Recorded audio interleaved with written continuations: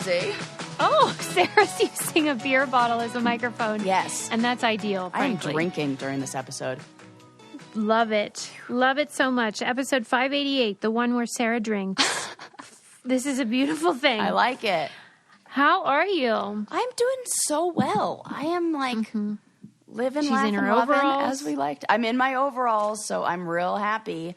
I'm now I feel like I'm acclimated to the altitude and the temperature, and I feel way more confident driving when it's icy on the roads. I get it. You're going to slip and slide a bit. Thank you to all of the listeners who wrote in and gave me some excellent tips and pointers.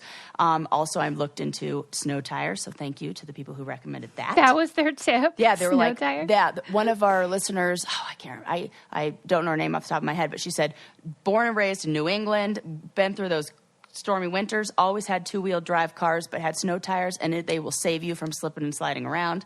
And I guess I assume that you know things, but why would you if you never lived in the snow? I have no idea about these things. Okay, noted. I will. No, you know what no one tells you?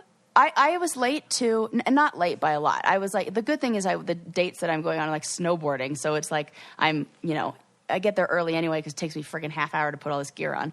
But I definitely it took me longer to like get out of my driveway than I thought.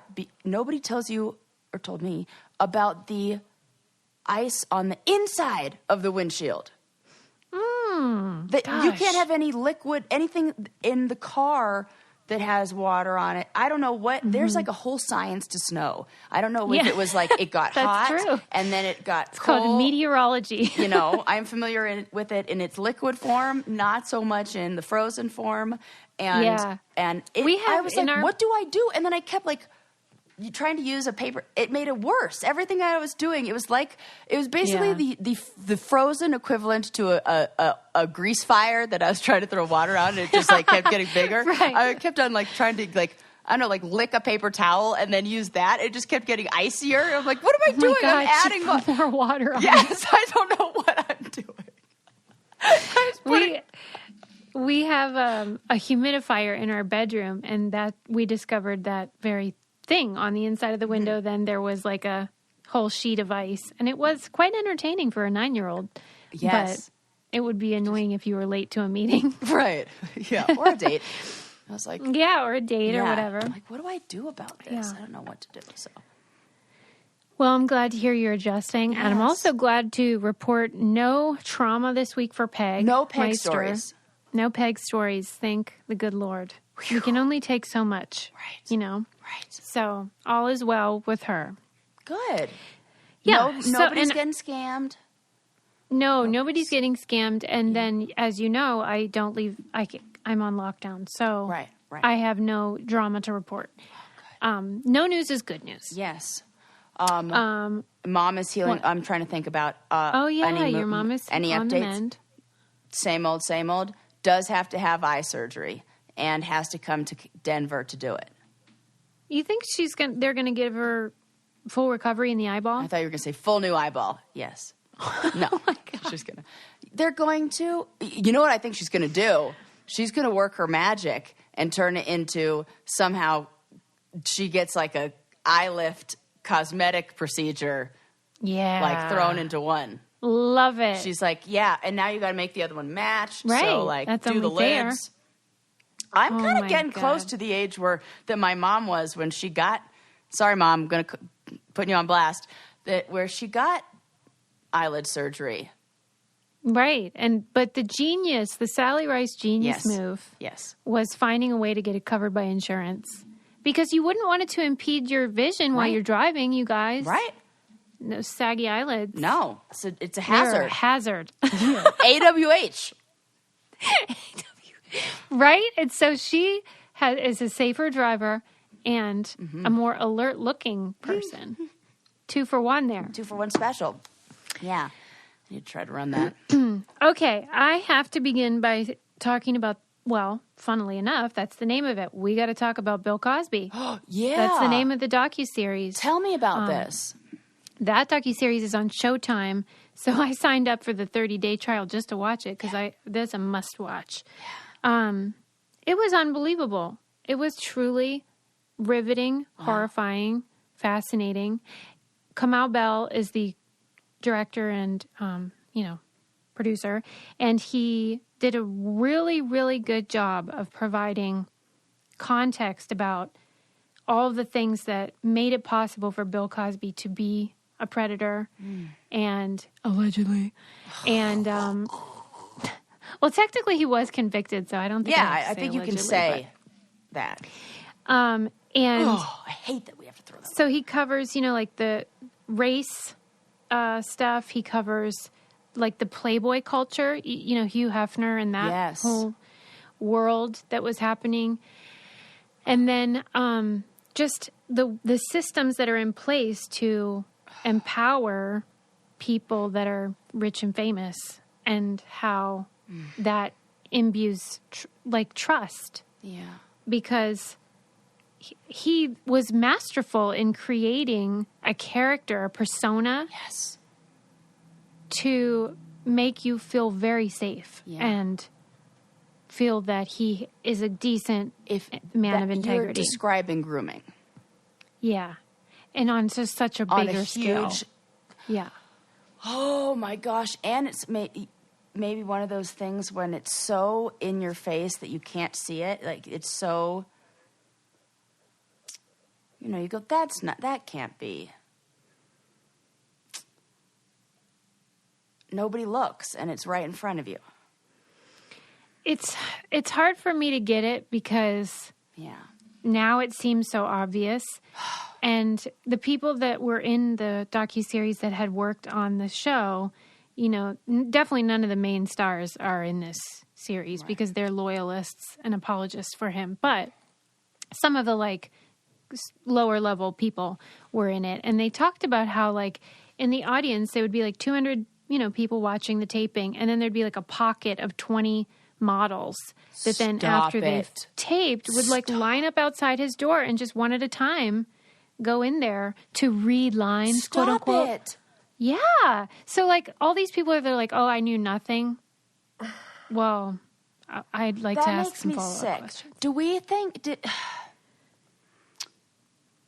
oh my God, that makes me think so many things. Well, because there are 60 women that have come forward. Yeah. 60. And so imagine how many there actually are. Yeah. Because absolutely. I wouldn't come forward. I wouldn't. Yeah. I know some people might think that's upsetting, but there is a big price to pay to come forward. Yeah. And these brave women that did. And by the way, a third of them were black women. Yeah. So this narrative of all these white women are coming after Bill, and because that's been sort of the mythology amongst his supporters, but a third of them are not white. Yeah. So I think that's important to acknowledge. Well, I'm definitely going to watch that. Does it feel like... You watched the R. Kelly, Surviving R. Kelly, right? I never did. Oh, okay. But I bet it's similar. Yeah, I was going to say, how does it compare? And sometimes they're hard to watch. It's hard to watch stuff like that. Yeah, my brother said, he was I can watch murderers all day, but when it comes to sexual crimes, he's it's a different thing. And so is it because there's no justice? Probably, and it is very hard to convict somebody, even when there's 60. Yeah. And it just here's my theory about why it all came out when it did. The woman that finally came out and sort of opened it up was Andrea Constant, who is a lesbian. Mm-hmm. And I think, unlike a lot of the women who were drugged, woke up naked, disoriented, kind of didn't really know what happened, Andrea absolutely knew that she was not interested in sex with him. Yes. Under any circumstances. Excellent point. Yes. And the fact that happened to her is so horrific, but was helpful to open it up because I think she felt more certain. You know how you start to question, what did I do? It is one of the hallmark responses and symptoms of surviving sexual assault or abuse. And I imagine that would be even more so when you've been drugged. Absolutely. You start questioning, you go, maybe this didn't happen. And in a way, your brain does that to protect itself because you remember how my mom doesn't remember anything about her accident because it's too traumatic. So she cannot remember anything even before the fall. She doesn't even remember moments before that, before her head was even injured. Mm-hmm. That was trauma.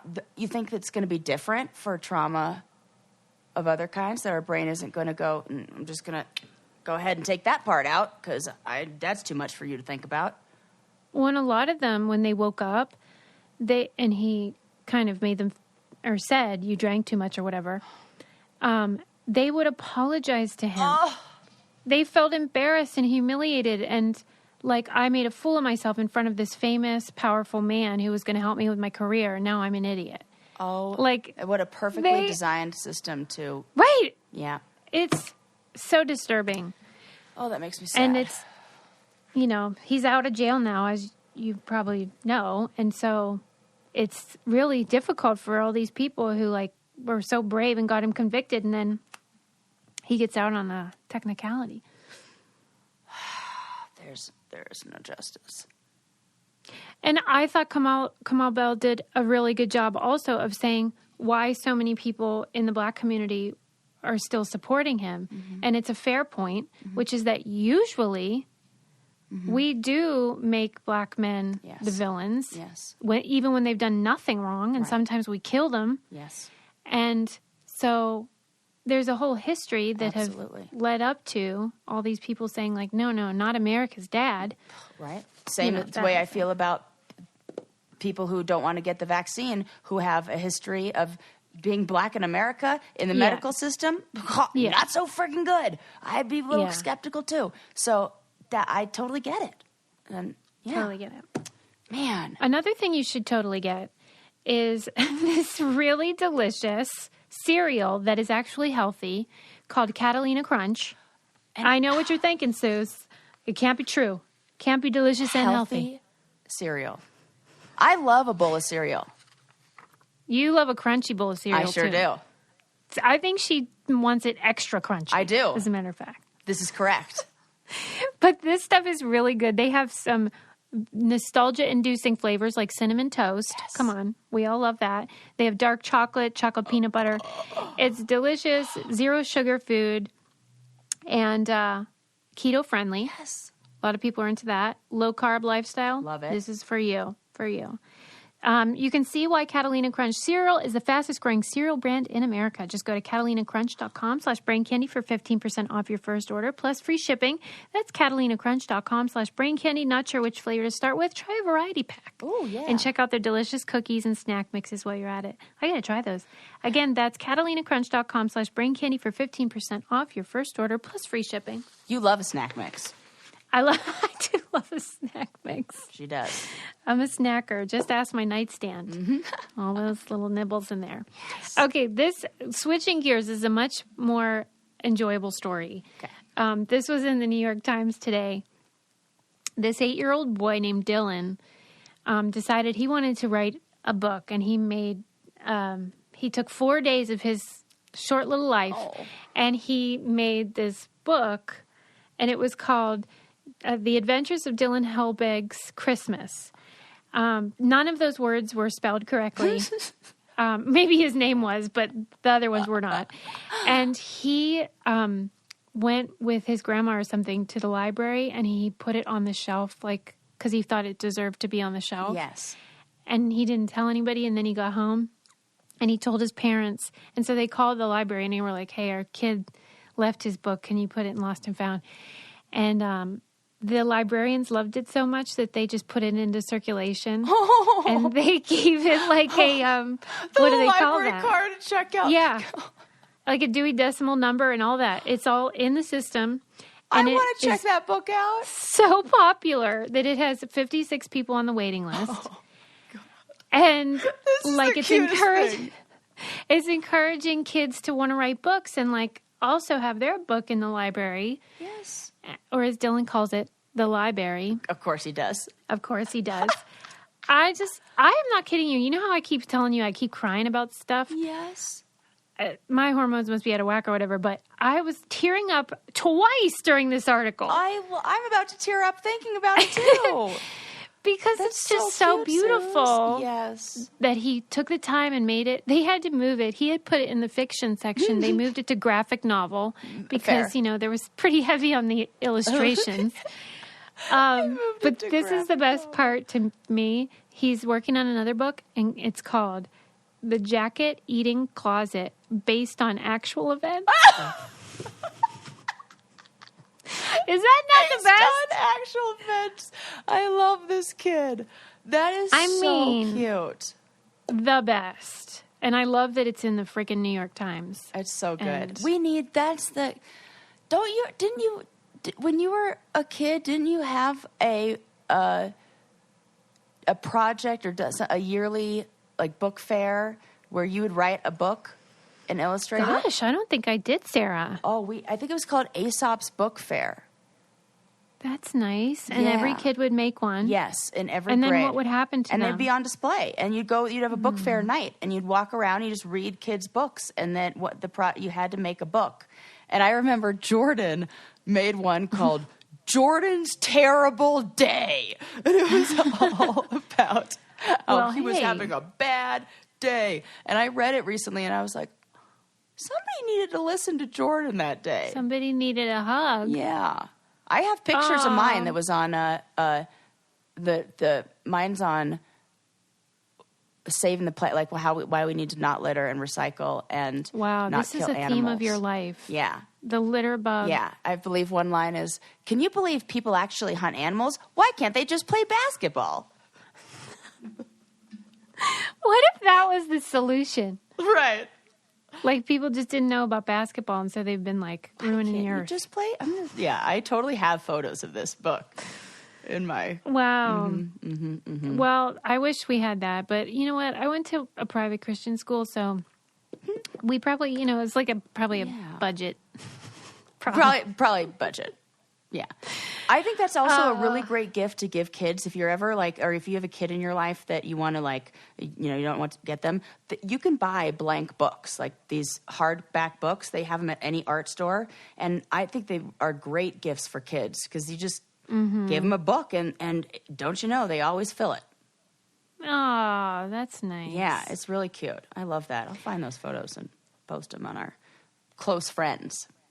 Oh my gosh. So, okay. One more documentary roundup one more that I really loved besides Bill Cosby was, called American Factory. Oh, my mom is obsessed with that. Did she watch it? Yeah. She was like, Sarah, you have to watch it. It's so good. It is good. It won the Oscar for best documentary. But as we learned in documentary club, sometimes that's not what people want. Right. Sometimes they don't want the high-minded whatever. In this case, I really loved it because it's about a factory in Ohio that had shut down. People lost their jobs. They had worked there the whole life. It was sad. And then a Chinese glass company bought the factory and opened up. And so then there's all these jobs.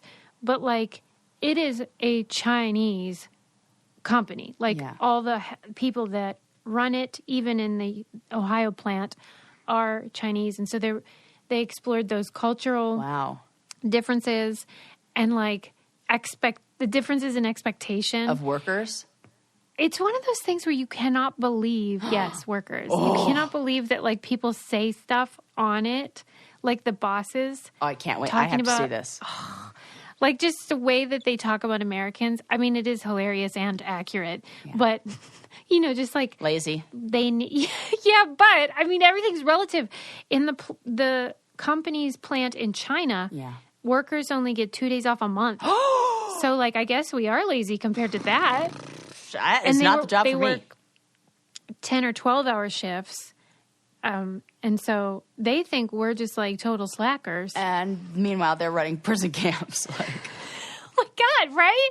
So there's a real difference in what's typical or expected or normal or acceptable. I'll say. And then, like, you know, safety is expensive. Making sure your workers don't get hurt. Oh, no. And they just were like, yeah, we're not doing that. Oh, no.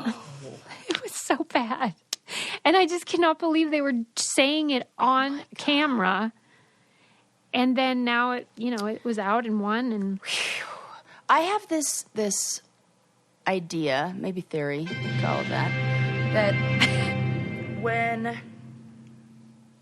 when you have a small company and you say you're the owner of a small company and you have like 10 employees, you interact with those employees on a daily basis, probably. Yeah. You see them, you have exposure with them, there's a personal connection. yeah. There's more, I feel like there's more compassion and understanding for this person as a person. The larger a company becomes, the more distance the heads of those companies have between them and the workers or them and even the consumers. And I feel like the humanity and empathy and compassion also follows that same, like it is. I mean, this is what we saw with the Holocaust. The dehumanization of people can be detrimental and tragic on that's a huge scale. Yeah. And then this is like a medium scale because like these are real people. They just want to make a living and not risk their life to do it. Yeah. And when you have 1,000 of those people, it's harder to have those. You don't have those same kind of personal connections, or you don't. So everybody becomes just a I don't know, a cog in the wheel, I guess, or something like that, instead of a individual that has needs and feelings and a fully formed person, a fully formed human.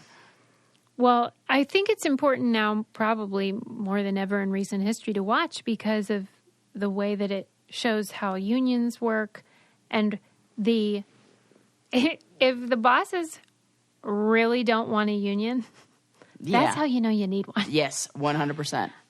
So you can see that in action and you can see them talking about it and then whatever. But it's fascinating because I think even though this came out, I think in 2017 or 18, I mean, this union issue has really been coming up a lot in the news with Starbucks and other companies.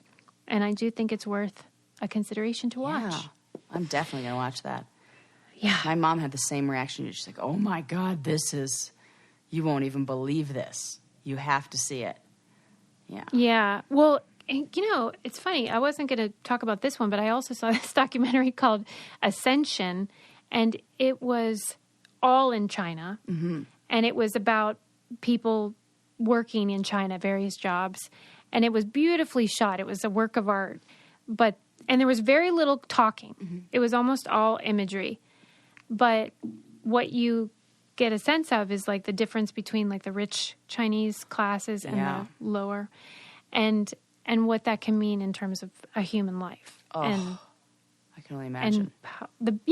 So anyway, it's just interesting to see how it all works because I went to China with my aunt on a buying trip when she worked in like imports and exports and or like wholesale marketing or like selling or whatever. And we visited some of the factories where some of our products were being produced. And I don't think I can remember feeling humbled and feeling like I was lucky and understanding how the privilege that I had. I was 13 years old, and I remember going through the neighborhoods and seeing there was one TV for the neighborhood, and everybody would come hang out and like in somebody's garage, and they would all watch it together. And I remember my aunt telling me that the salary for one of the employees was the equivalent of $12 a week. And I had a moment where I had my little daily salary that my mom or my aunt gave me while I was there. And or whatever, it was like my amount of money to spend on the trip. And I went into one of the stores to try to buy, I was going to buy a vest. I can remember it to this day, what that vest looked like. The vest was $12. And I knew it was like the universe giving me a lesson right there of like, this vest that you're probably not going to wear. Like, and I knew that. I had that awareness is the equivalent to an entire week's salary for somebody. Yeah. And I did not buy that vest. And but I can remember how much that lesson like sank in, how much I felt that. And, you know, I think sometimes we think, oh, kids won't understand these concepts, or kids won't, like, we should, you know, I don't know. Well, it sure helps if you can see it with your own eyes like you did. Or even opportunities to go. I had a similar feeling when I went and built houses with the church that I went to, and we like went to Mexico and we were building houses, and I saw how grateful the family. I was like, these are things that people who are privileged need to frickin' see too. I think it's important. Whenever if you watch Ascension, there's a scene in there where these women, Chinese women, are painting the details on blow up sex dolls, or like rubber sex dolls. It was, I cannot get it out of my head because like it's just a day at their job. Right. Like they're not thinking much about it, but like they have paintbrushes and they're like drawing the areola on the nipple and like, hey, can you make sure her lip and this and that? And it's just like, these are going to go be like cum dumpsters for incels in America. It's so disturbing. For stupid, like everything. And they have to wear these masks because of all the paint fumes and the their toxic. health is, That's one of the worst parts. That's another thing I can't get out of my mind is I can still smell how that town smelled. It smelled like resin. Yeah. Right. And these people are not considered the same way that we consider ourselves, or even, you know, for our stupid products, so that it could be cheaper, like $1 less. Like, yeah, it's disturbing. But I would recommend watching it because it is beautiful. And if you're intimidated by subtitles, don't be, because, like I said, it's very visual rather than verbal or dialogue driven. And it is fascinating to watch. They had a whole factory of like Make America Great Again gear, you know, like all of it. It's just bizarre to see it being created. Anywho. That is so weird. I'll tell you what's not weird. What? Is having a app and debit card that you trust and love and is useful to you. It has no overdraft fees or foreign transaction fees. Thanks to Chime. Thanks to Chime, you can have that dream come true, baby. They have over 60,000 fee-free in-network ATMs. It is just a better checking account, no monthly fees. That is great. Simple. Right? You can send money to anyone, even if they aren't on Chime. Fee-free for you and no cash-out fees for them. Make your first good decision of the new year and join over 10 million people using Chime. Sign up takes only 2 minutes and doesn't affect your credit score. Get started at chime.com/braincandy. That's chime.com/braincandy. Banking services provided by and debit card issued by the Bancorp Bank or Stride Bank, N.A. Members FDIC. Get fee-free transactions at any MoneyPass ATM in a 7-Eleven location and at any Allpoint or Visa Plus Alliance ATM. Otherwise, out-of-network ATM withdrawal fees may apply. Sometimes pay anyone. Instant transfers can be delayed. The recipient must be a valid debit card or be a Chime member to claim funds. Yeah, so anyway, watch that. Yeah, those are good ones to check out. Okay. I read a really fascinating article on Vox. It was, I think the title was, "Is Confidence a Cult?" Some sociologists or experts think so. And so I was like, I love a cult. Yeah, we do. And I love confidence. We definitely. So, am I in a cult? Right. So, am I the leader? Am I their leader? It's a really great article, and they were interviewing these two women sociologists, and they were studying this sort of shift in culture where women women's magazines and stuff started using that language of like empowerment and self-care and all that language. And I've talked about it on this show, how like I'm very suspicious of it all. Yep. And then this article did finally put words to what I was trying to say. So it was talking about how the financial crisis and the rise of social media happened.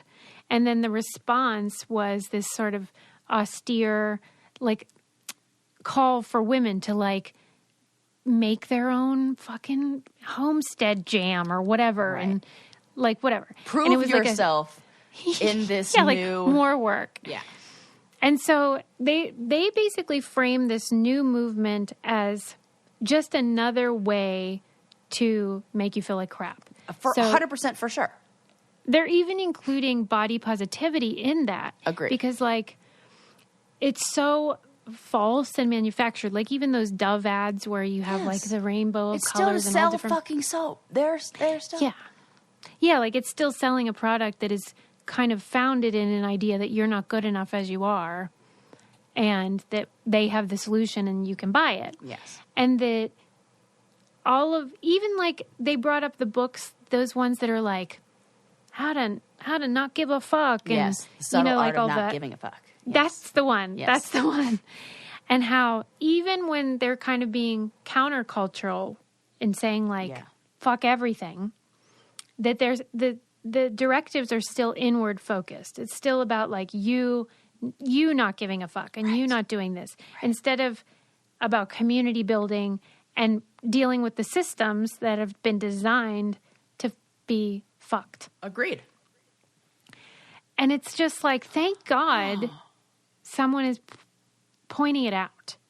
Because do you think because we're an individualist society, that we look for, it's just like, even when we're trying to find the solution or we're identifying the problem, we the default or like the easiest place to look, or like where we're almost conditioned to point what we're pointing the finger at is the person, not the system, because we're individualist culture. Yeah, that whatever the problem is, the solution is you. And that's false. But also the problem is you. Yeah. And so like even I know a lot of people love like Brené Brown and those very inspirational people, Glennon Doyle, where, they talk a lot about being vulnerable and how important that is. But they pointed out how it's a very temporary and contained moment that you're allowed to be vulnerable, so long as you ultimately overcome and become confident, self-loving, resilient, and content. And so it's just like, don't carry on too long about it. You know what I mean? Yeah. There's still the ultimate goal of, well, and also that's kind of, I mean, I don't want to say it's the opposite of acceptance, but in order to get that ultimate feeling of I think more than confidence, more than self-worth, we have to focus on self-compassion. Mm-hmm. And that's the part we get confused. We think that the ultimate goal is to be confident, but I think the ultimate goal is to have self-compassion, to be able to accept ourselves at wherever we are. And if it's like, we set this like, I just want to be confident. I think those kind of big statements are like, I just want to be happy, or I just want to be, confident, whatever. Our brain doesn't really know what to do with that because it's super vague. It's like, okay, well, what does that mean? And then also, when your brain hears, I just want to be confident or whatever, nobody can be that all the time. And so you're setting yourself up for failure. Well, and that's why a community helps with that. Yes. Because if the system is designed to meet people where they are, to have safety nets for when things come up, to have health care when you get sick, so that it isn't all about you white knuckling it your whole life and then putting it all on yourself. That's what communities are supposed to be. But we have completely dismantled that. Yes. And so, as we've seen in the pandemic, women and moms especially, as I think I said it to you, that article I read where it was like, other countries have safety nets. America has women. Yeah. You know? And if you're not feeling it, like if you're a woman or a mom in this moment or whatever, and you're not feeling this, then I'd like to have a conversation with you. But like all these women that are sort of the ones like cheerleading us and saying like, you can do this and you have permission to be vulnerable, but you also need to it's like an on-ramp to then be self-assured. Yeah. Like they're already on the other side and they're all white women mostly of privilege telling you like you can do it. Yeah. It kind of is gross. And then like moms have this double whammy of like, not only do you have to perform that confidence just generally, but you also have to set this example for your daughter or your son and model it all the time of like... That's unattainable. Can't do it. Right. You're going to be setting yourself up for failure. Yeah. And there's just not that same conversation about how are men modeling like self-assuredness and agency to their kids. No way. Oh, God, you're right. In fact, it's funny that you brought up that work camp trip that you took for church or whatever. Yeah. They mention even that, like the voluntourism industry where you like go and help somewhere. Yeah. A lot of that rhetoric on their websites is like build leadership skills, build confidence. Totally. Like it's about like yourself. You're 100% while you're helping your sister abroad or whatever it is. It's just so built into our culture that I don't even think we notice it. I don't think it's so. It's just like internalized. Yes. And we see it as a good thing. We're like, that's what people want. So we include those buzzwords. I get real worked up about it because it is infuriating. And it's one of those things I would put in that jar you talked about where like, I can't do too much about it. Yeah. You know, also, I'm thinking also about if the ultimate goal is accepting ourselves and being able to feel like confident and or you know whatever, like basically accept ourselves. The best way to do that, is through like connecting to others. Like, you know, I told you about like I couldn't have experienced that in a vacuum, like by myself. You have to connect to others. And through connecting to others is how you ultimately, like we're going about it the completely wrong way.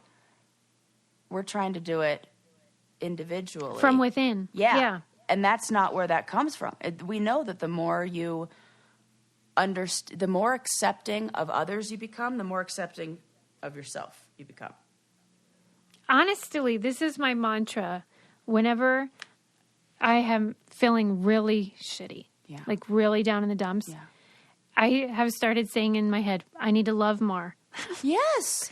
Like for real though, because if you make it like a mandate that, okay, I feel like crap, so I need to love other people more. Yes. Then it really is a balm. I mean, it's like the voluntourism thing. It does build confidence, whatever. Yeah. But that shouldn't be the primary goal. It should just be a lesson about how, you know, giving is its own whatever. Right. Anywho, are you familiar with Wordle? I love it. I knew you would. Of course I love it. It's the best. And what's your favorite thing about it? It makes me feel clever. Because I always get them. And I know they're designed that way. Mm-hmm. But I'm always like... I'm just glad you don't share it on Twitter. No, I don't, because I don't know how. Oh. If I did, I probably have. No, I would have seen it. And I would have been like, oh, God. Because I've definitely played.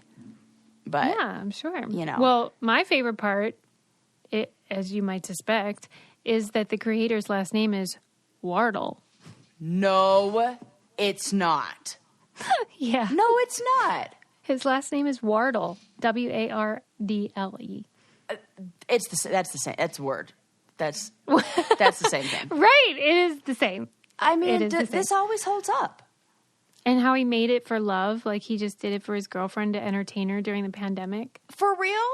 For real. Oh, well, I love him. And I heard that the New York Times bought it for 7 figures. That's right. That's a happy ending because... That's a great ending. He didn't put it in an app. He didn't make us buy it, like us personally, the users. And he got rich. He has love in his life. He loves words.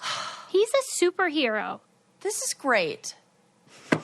I like that. Now there's story. the real American story or whatever. Somebody did a tweet where they were like, New York Times, please keep it free for us, but make it 99 cents to post the results on Twitter. Yes, that is what they should do. I was like, that's genius. Genius. They should do that. Because that's, people really they will love do that. Sharing it. They will do that. Yes. They absolutely. That is actually super smart, and they should totally do that. And if you're not familiar with Wordle, I guess I didn't explain it because it's everywhere. Yeah. But it's just a word game where you try to figure out a word. Yeah, that's it. Do you like my description? Yeah, I hear there's a little bit of a argument that, or some problems over British/English spellings of words. That there was a word recently that was the word of the day, the Wordle, and it was spelled Britishly, and it was spelled Americanly.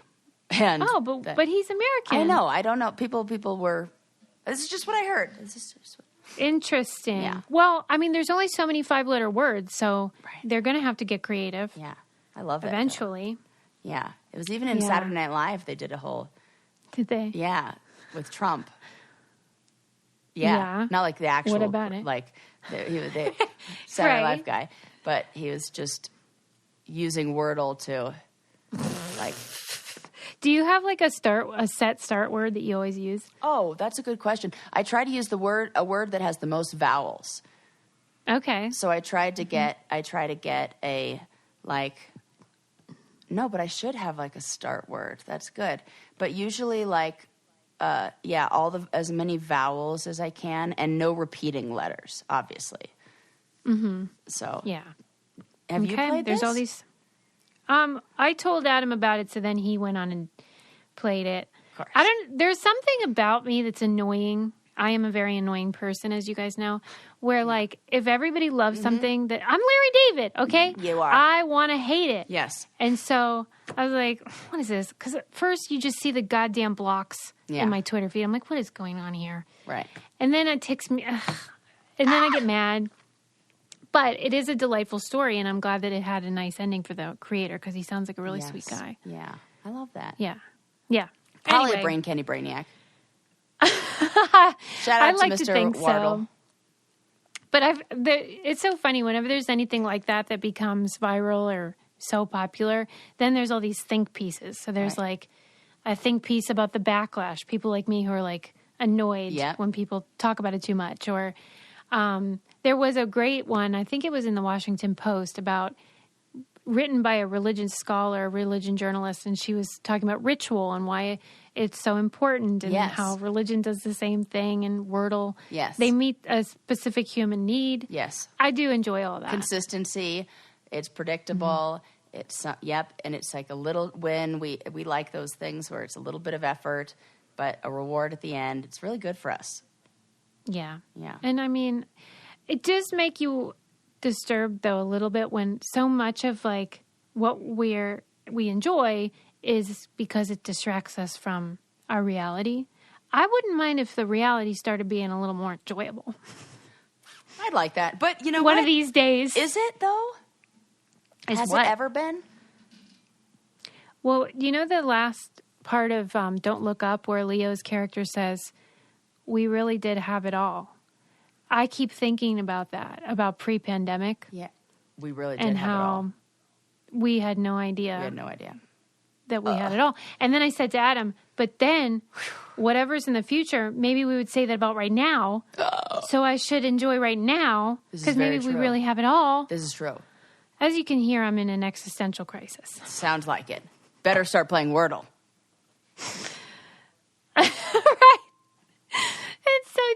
no. Okay. Because you need a break. Moving on. From that. Just from the... From terribleness. Yeah. Okay. I wanted to ask you about this. There was an article in Atlantic titled, Is Old Music Killing New Music? And it was talking about how... I'd say vice versa. You think new music is killing old music? Well, just... What makes you say that? More like... Well, it's kind of like the things we've talked about, that we've moved away from... You and I have said, would certain artists be able to become as famous today? Because they almost need... It's a different package that maybe we're selling today than before. Like, we have like what is it called? The Sound Factory in Sweden. Those guys who just like pump out, use this formula. And then you find like the person who just looks the part and who can sing. But is like, I don't know. It just feels like the formula for new music is that kind of killing. But that's another argument. What is this one? The premise of this was about how much of the music market is coming from old songs versus new songs. And this is a new development where 70% of the music market is made up of old songs. That is a lot. I never really thought about that. That's true. So, like, now, if you want to make a ton of money in music, you want the rights to, like, really old shit, like, the Beatles or... Yes.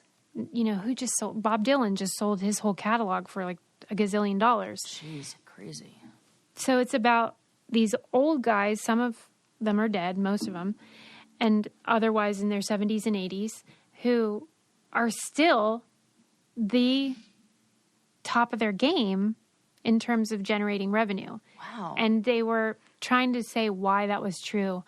And one of the things that really stuck with me is how ever since like Blurred Lines, there's this real fear about sampling or even accidentally writing a song that's too similar to another one. Yeah.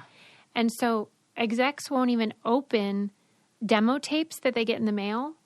They send it back to the person because if they listen to it and then 10 years from now they write a song that's like got a similar stanza, then they can get sued. Wow. And so if you're not exposing yourself to music in that way, then you're not going to hear as much. Totally. And you won't be able to find and nurture new talent. Totally. Wow. I was so disturbed by that. That is disturbing. And the top 200 most popular new tracks now regularly account for less than 5% of total streams. That rate was twice as high just 3 years ago. I also think there's this new...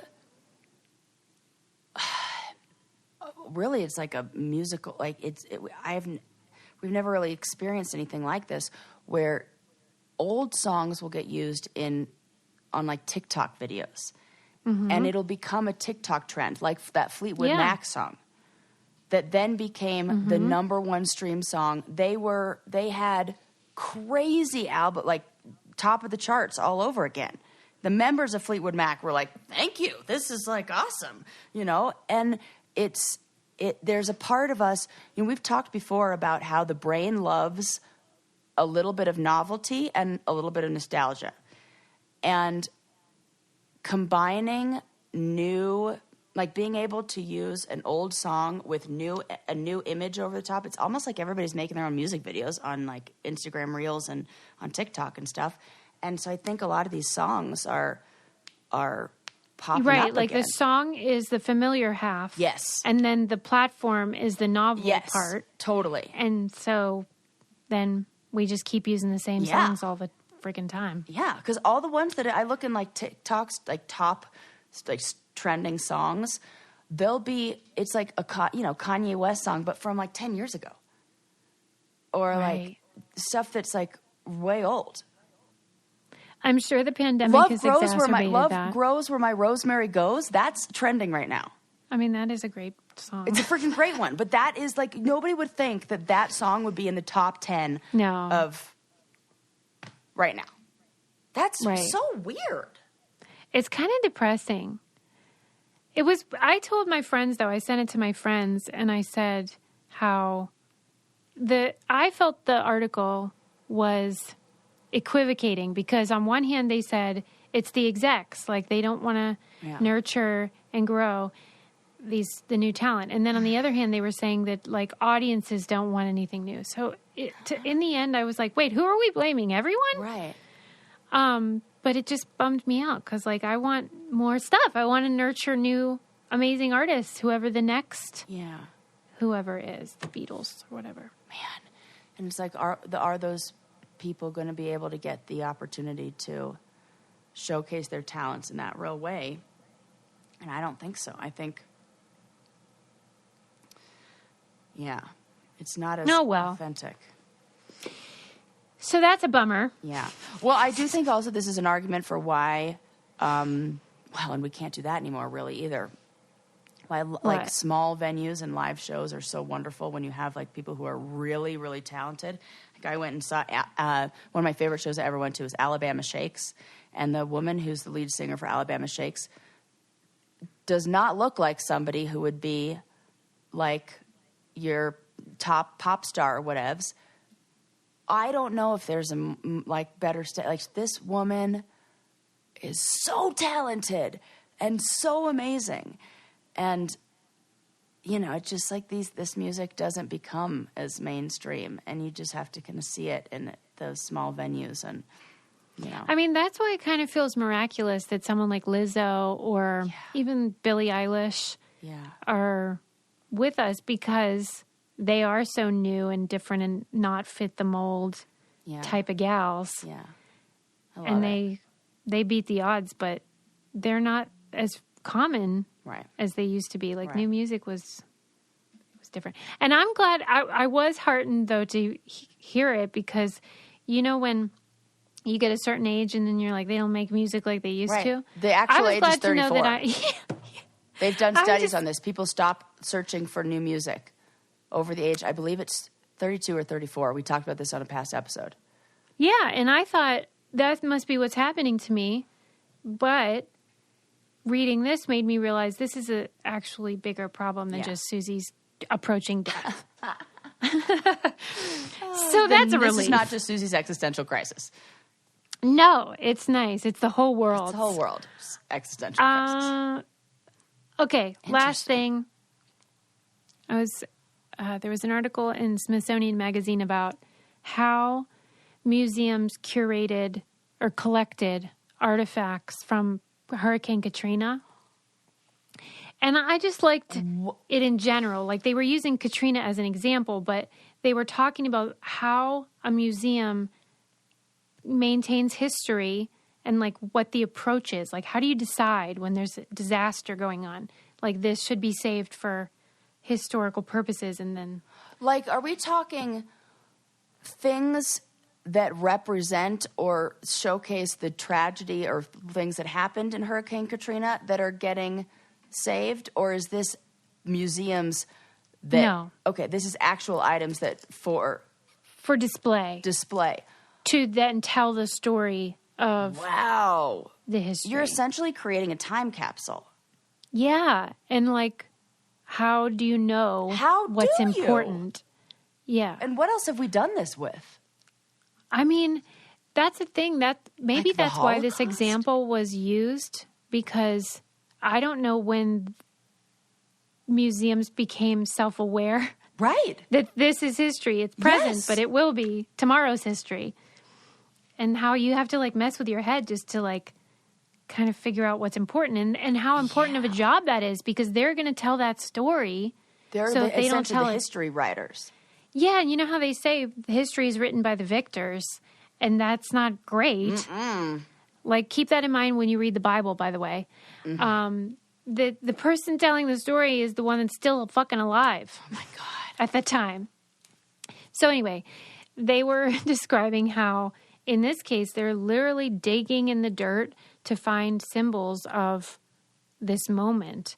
And like they went into a house with a guy, and he's a clarinet player, and they found his collection of clarinets just completely caked with debris and mud.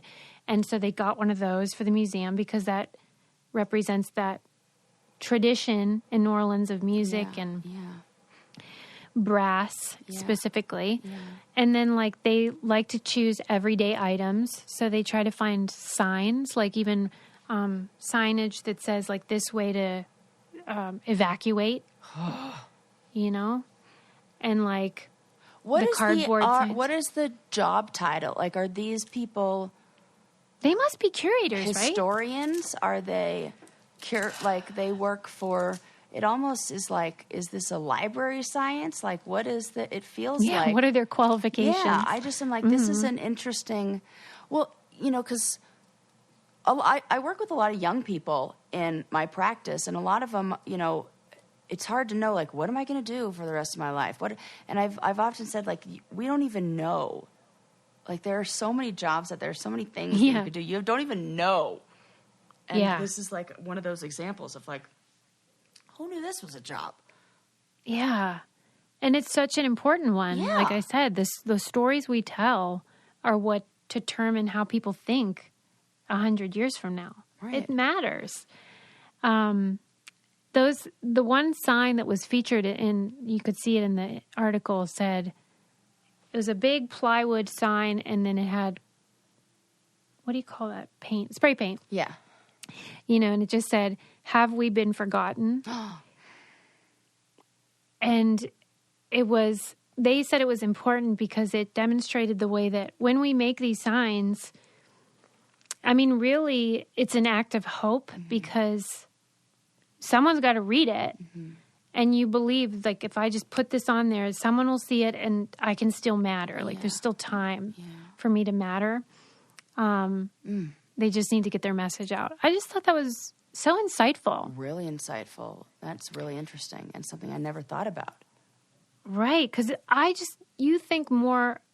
tend to think more about these types of exhibits as being, you know, you find them like in the rubble, like the archaeological, like here's the caveman's whatever. Right. You don't think about how they still have to do that now. Right. With stuff that happens in the news, so. And it's hard to have, like you said, that foresight, that like awareness of what in the future is. I guess the things that move us and the things that feel emotional don't really change. Right. Yeah, like it's all basically survival and yes, things that represent family. Survival and the human spirit. We're really deep. Yes, we are. Let's wind it down, Sarah. Good episode. We learned. We learned a lot. We learned a lot. Bill Cosby's still a dick. We know that. An 8-year-old writing books. Oh my gosh, that's so cute. Yes. Beautiful thing. Yes. And then union, yes, if you ask me. Union, yes. My dad was in Local 85, Solidarity Brother, the Amalgamated Transit Union. We got to be pro-union around here. There you go. And, old music. Can't beat it, I guess. Who knew? Man, we covered about a lot. I know, I feel bad. Like, I'm like, I've been overwhelming these poor people. No, this is good info. This is how we are. Anyway. It's the Brain Candy Podcast, man. You're going to learn. Check out our patreon.com/braincandy and our website.